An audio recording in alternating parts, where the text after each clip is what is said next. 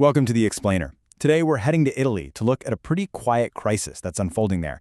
It's all about the country's falling birth rate, but, and this is the interesting part, the reason why it's happening probably isn't what you think. It's got way less to do with biology and a whole lot more to do with modern life. So let's dive in. Okay, picture this. A small, beautiful Italian village, but the cry of a newborn baby hasn't been heard there in a whole generation. And no, this isn't some scene from a movie. This is the real-life story for one town right at the very heart of Italy's demographic crisis. So to really get a handle on this huge national struggle, we've got to zoom in.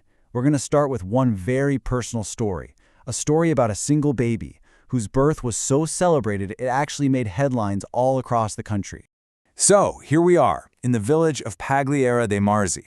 And the arrival of baby Lara, well, it was a massive deal. A national event even.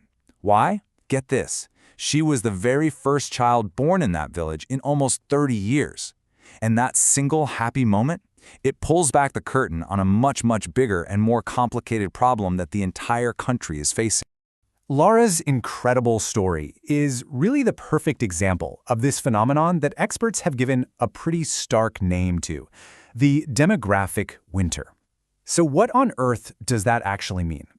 Basically, a demographic winter is what happens when a country's population starts to shrink because there just aren't enough babies being born to replace the older generation. And it sets off this massive domino effect, right?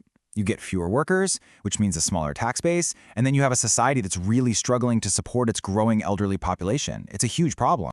You know, whenever we talk about falling birth rates, our minds immediately jump to biology, right? But this quote here suggests something different, that maybe that common assumption is just wrong. And that is the central puzzle we are going to unpack today. All right, so let's just tackle that big assumption head on. Is this whole thing a medical issue? Are people having fewer kids simply because of some widespread biological problem? I mean, you've probably seen the headlines, right? The ones screaming about declining sperm counts all across the developed world. It's almost always painted as the #1 reason for fertility issues. But the actual data, it tells a very, very different story. Okay, now this is where things get really interesting, because this completely flips the script on that whole narrative.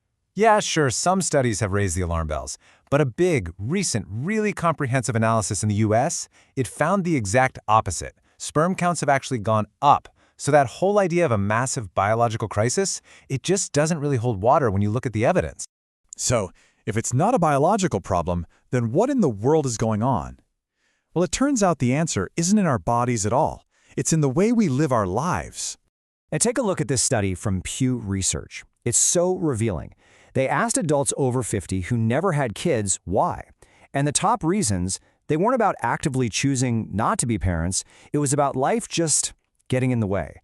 Things like, it just never happened, or I never found the right partner. You see, these are stories about circumstances, not about people rejecting the idea of parenthood. Which brings us right back to Italy. So, if the big picture story seems to be more social than biological, what does the data tell us is happening specifically there? Well, it turns out one single number tells almost the entire story. 77%.